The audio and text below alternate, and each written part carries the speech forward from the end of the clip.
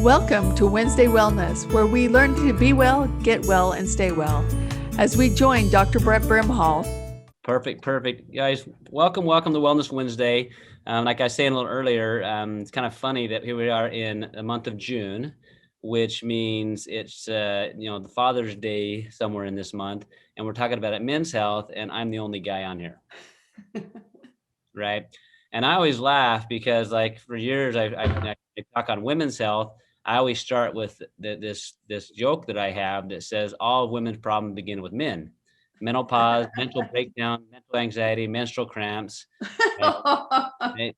And now I know why, right? Because they don't show up to learn about their health, and then you guys have to deal with them. So, and I know it's true. So, for those of you that are dealing with men and will deal with men, my heart goes out to you. Even in my practice of 20 plus years, it's the women that they're looking for solutions so that they can feel and function ideally. And then they're trying to find ways to help their significant others. So, tonight I'm going to talk to you about some key things. And the reality with guys is they'll a lot of times do what they have to do, if you can keep it simple enough. And that's just a reality. We're simple-minded people. We always joke that the picture of the easy button and then the female brain is like the cockpit of an airplane, and a guy is like one button, easy button. And it's just because we truly, our brains aren't going 40 directions at a time. So you guys amaze us and fatigue us at the same time. But what I want to talk to you, I'm going to show you a couple. I'm going to show you a couple of things that I kind of perused through on the internet today, just to get a quick glimpse, right? And if you're invited here, someone brought you here because they care about you. And I know there's people you care about in your lives that perhaps there's some information you'll hear tonight that will help you help them. So if you go online anywhere and you do a little bit of a search in regarding men's health, let me see if I can pull this up, if it'll let me. You're going to find that there's some common trends out there when it comes to men's health. And there's the top. I'm going to show you. I'm going to screen to the top. You guys see that? Thumbs up, Eileen. Okay. So these were and this is kind of the same across the board in men's health in general. So prostate health is a big one. Arthritis and joint pain is a big one. Sexual function is a big thing.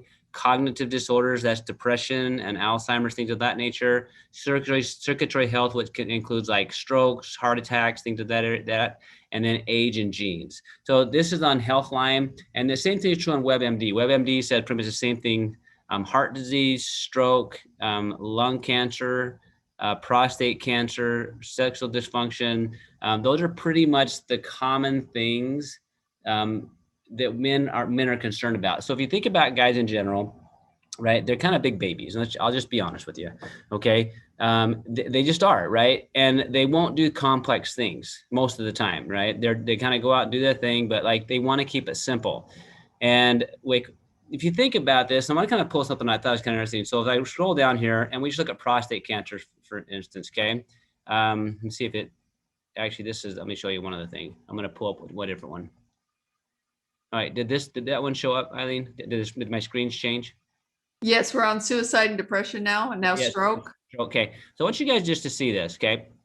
So here's just take heart disease, for instance. So heart disease, right, it's still the number one killer in both men and women, all right?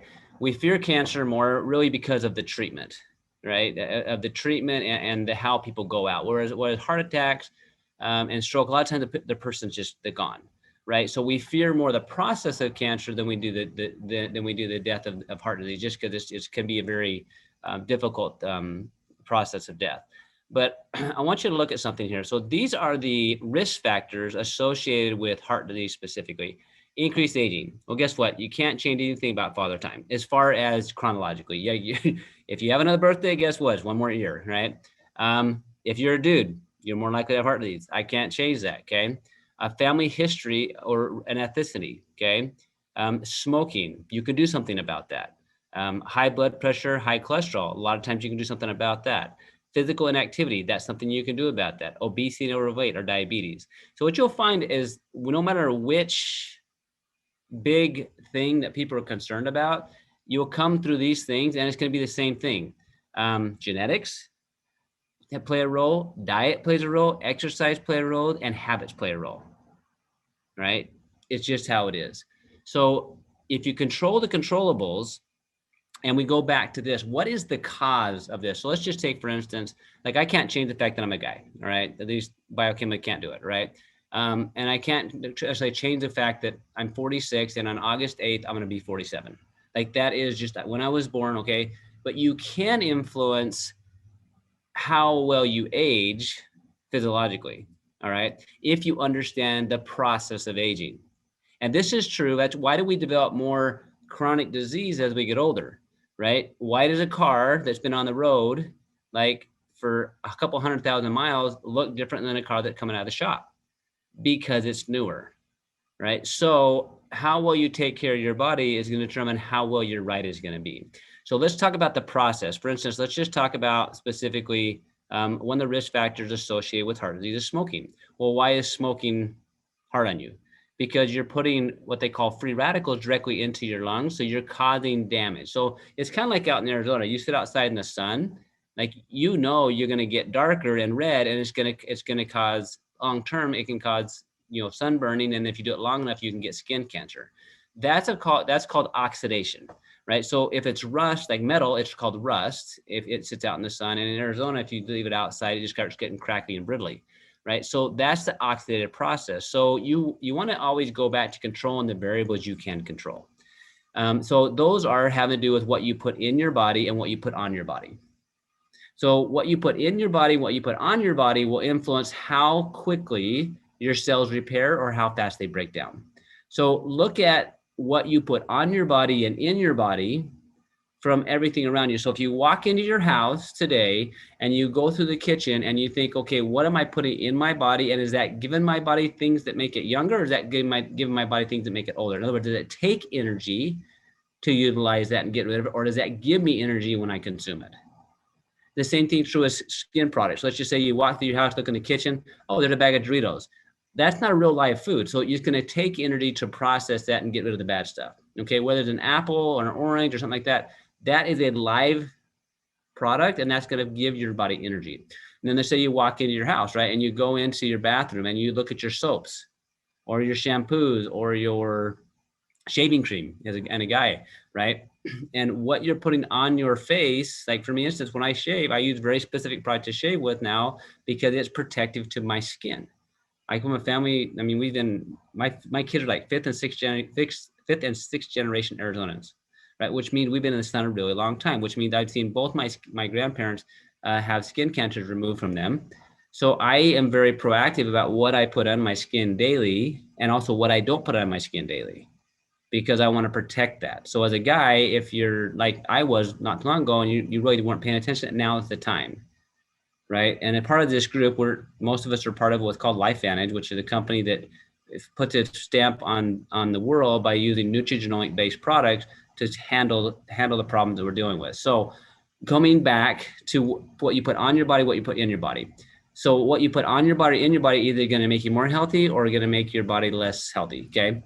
So when you look at the process of all these big five, right? Like whether it's cancers, heart disease, erectile dysfunctions, what we call it, hormonal imbalances, strokes, heart attacks, mental illness, whether that's like, depression, anxiety, or extreme, where we're doing with Alzheimer's.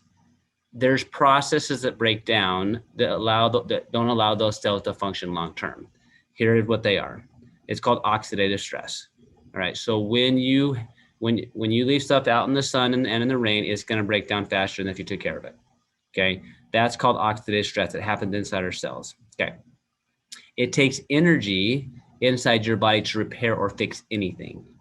All right. Anything at all. So if you can't make and manufacture enough energy, your body goes into conservatory mode. And when it goes into conservatory mode, it's always going to try to take care of what it has to first, not what it wants to. Right. So when a dude's worried about erectile dysfunction or sexual dysfunction, I guarantee you there's bigger problems going on in their health than that. Because it's recreation and procreation happen after work. Right. So if your body's not functioning ideally, it's going to suppress a function that's not as important for survival. So that's something to always factor in when that sort of thing is showing up. You got to go backward and say, okay, what other systems that are going on? What's the bigger problem we're dealing with? Okay, so that's oxidative stress, cellular repair. Then that's the other one is mitochondrial function. That's your energy production. And the third one is cellular communication. All right, so when cells quit communicating, like when they're no longer communicating together, where they're not coordinating activity like they should, and they start doing things on their own, that's what we call cancer. Right. So when cells become an entity unto themselves, where they start changing to survive the environment they're a part of, that's a cancer. All right. So there's molecules that are made inside of our body, which is that turned on to what's called autophagy. Autophagy is a process of breakdown. It's kind of like it decides, hey, this part's no longer useful. Let's get rid of this. This part's no longer useful. Let's get rid of this. We want to keep this one. That autophagy process is turned on by intermittent fasting. You probably heard of some of that in the last little bit. You've heard a lot about this process of intermittent fasting. Well, because it turned on a molecule known as sirtuins, right? So those are your big ones, right? So if you're looking for solutions for a guy, and by the way, keep it super simple, all right? What I've realized is it's much easier to give somebody the right supplements sometimes so that they start feeling better before I can change their diet. Not that they shouldn't change their diet to start with, and not that they shouldn't start exercising, right? But it's very rare to see a person that's 100% on their diet, and very rare to see a person that's 100% on their exercise. There are a few, okay? But I know a lot of people that are pretty close to 100% on taking the right nutrients every single day if you keep it simple.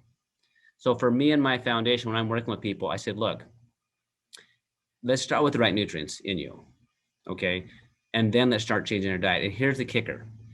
The better you change your diet, the quicker you change your habits, the less money I'm going to make on you. And I tell them that straight out, okay? Because you need the right nutrients if you're not getting it in your diet, all right? And I truly believe in the day and age we live, with the world we're around, like it's very, very difficult, if not impossible, in the day and age we live, and the stress we're under, to get everything we need from our food. Now, if we lived in a perfect world without the toxins that are around us, without the stress levels we're under, then maybe, okay? But in this day and age, like I actually enjoy having a computer where I can have conversations with you guys. We're literally where I can touch lives all around the globe through this way, okay? That comes with a price. It's called electromagnetic frequencies, all right? So because of the other things that are in our environment, you better find other ways to combat how that causes extra stress on your body, all right? So to come back and keep it super simple, okay? For me, controlling oxidative stress, all right? And it comes back to the simple processes that you want to decrease the stress where you can and improve your body's ability to function where you can. Always. That's always the game you're playing, what I call the health budget. You want to find ways to increase your body's ability to handle the world, find ways to decrease your stress. So if your major stress is related to emotional stress, whether that's a crappy relationship or negative self-talk, or the environment you're working in is very toxic, if we can remove some of that, right? If I can remove some of that toxins or stress, that's going to lower the demand of my body, so then my body can have more excess to heal. So always find a way to decrease your stress, whether that's physical, emotional, nutritional stress. At the same time, find a way to improve your body's ability to handle that. So for me and my family, every single day, I take very, very specific nutrients to address oxidative stress, to address mitochondrial function, to address the sirtuin activity, to address my gut health, to make sure that I get enough essential fatty acids, and I'm always doing to affect my brain health every single day, right? With nutrients and with my foods, okay? And I'm grateful that, Life has made it simple enough for me where I can, especially for guys that I work with now, I said, look, here's a packet, just take this packet every day. Truthfully, like keeping it simple for guys has made it's a huge difference in the world. And as a parent as well, find simple solutions like that you can use, and then work on the habits. And if you're one of those people that are like me, and you're human and you make mistakes, and you haven't quite developed that habit you want, maybe that habit's meditation, maybe that habit's exercise, maybe that habit is yoga, maybe that habit is learning a different way to talk to yourself nicely, then hire somebody as a coach for 3 to 6 months. Commit to that process, make it a habit, and then you're done. Because once you've made it a habit where now it's become a part of you, it's hard to remove that. So if you did that, let's just say you did that every 6 months or a year, had somebody else that coached you to that next skill set, guess what? In a few years, you'd be in a whole different world than you were before. But keeping those activities simple, it's literally the 10 to 20% of things that we do that give us 80% of results. So I want to keep those things that I can do very, very simple. And when it comes to men's health, guys, addressing oxidative stress, addressing mitochondrial function, addressing sirtuins, addressing gut and brain health, like that is pretty much as simple as you get it.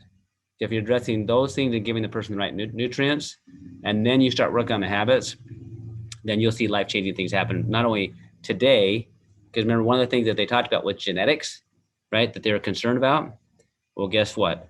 Genetics go to best with the right nutrient status and decrease stress and not have any toxins, and they go to their worst when there's a lot of oxidative stress and mitochondrial dysfunction and a lot of toxins.